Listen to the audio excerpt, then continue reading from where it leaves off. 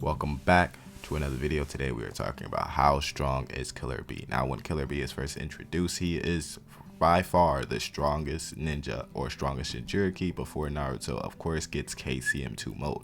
Because I think at least in a point of the series, Killer B does defeat KCM1. Now Killer B is the Jinchuriki of the Eight Tails, and right when he is introduced in the series is when Naruto creeps up or takes over as the most overpowered thing in the Naruto verse that we'll ever see, outside of Hagoromo Otsutsuki. Now we have to know that within Killer B's fights with his squabble with Kisame, I feel like Killer B would have ended that fight, but he is holding back a little bit to not alert Ai, as well as his fight with Team Taka. Now Sasuke is necessarily worn out in that fight, but he does manhandle all of them, to Suigetsu, to Jugo, to Sasuke, and where it has to be Karin, basically taking care of the whole team. If not, they will all die, which of course end up in their retreat. Plus, one of his major feats is being able to basically turn into the whole Eight Tails at will, or at least summon the whole Eight Tails at will. He has such a good bond that he doesn't necessarily place a seal on the Eight Tails, and has a really good trust within the Eight Tails, using his chakra and the Eight Tails chakra to the max of his ability. He is the strongest Jinchuriki up until Naruto gets KCM2, or up until Naruto gets KCM2, he is the strongest thing within the show, or at least the strongest Jinchuriki in that show. He was taxed, or at least was brought to face Itachi. Now that didn't really come to full fruition, or at least I don't think so, because Itachi survived that encounter and Killer B survived that encounter, so it kind of just leaves that undecided. Now within that, you could also talk about the other Killer B feats. But since he is introduced to as one of Naruto's mentors to how to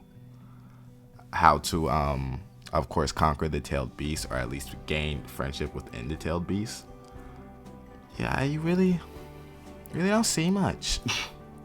Now he does have lightning manipulation and sick rap, so my fault. He does also have lightning manipulation, as many of the Cloud Ninja do, not to the level or aspect of his brother Ai, or even to the level of the third Raikage, or his adoptive father, of course. Just for the main fact of, since he has the Eight Tails, he really doesn't have to rely on lightning manipulation, but he does have it in his back pocket if need be. Well, also Killer B is a master swordsman, probably the best swordsman that we see in Naruto. And no, we are not counting Sasuke as a swordsman. I refuse. But he is probably the best swordsman in Naruto, easily using his eight swords? Is 8 swords jutsu, of course, that he uses effectively against Naruto in any fight that he sees. Now he does have resistance to genjutsu, but just because of the main effect that tailed beasts cannot, or at least when Jinchurikis are under genjutsu, the tailed beasts are able to snap out the Jinchurikis out of genjutsu, so he is able to get away from it. Now, since I'm not counting Samehada, some people will, at least in a video like this, to his strength. I'm not going to count it. Mostly I count that more as Kisame's weapon, but that fully increases his skill as a swordsman and increases him in the likability of a fight, of course. Now, other than that, we of course see him give a little hard trouble to the Ten Tails, but when he is introduced, he is the strongest in the show. Outside of maybe you give more feats to Minato and of course Hashirama Madara that are always talked about in statements, he is the strongest thing within the show. He is the strongest Jinchuriki, but once Naruto, he's the strongest Jinchuriki by far, but once Naruto is able to get into Sage mode,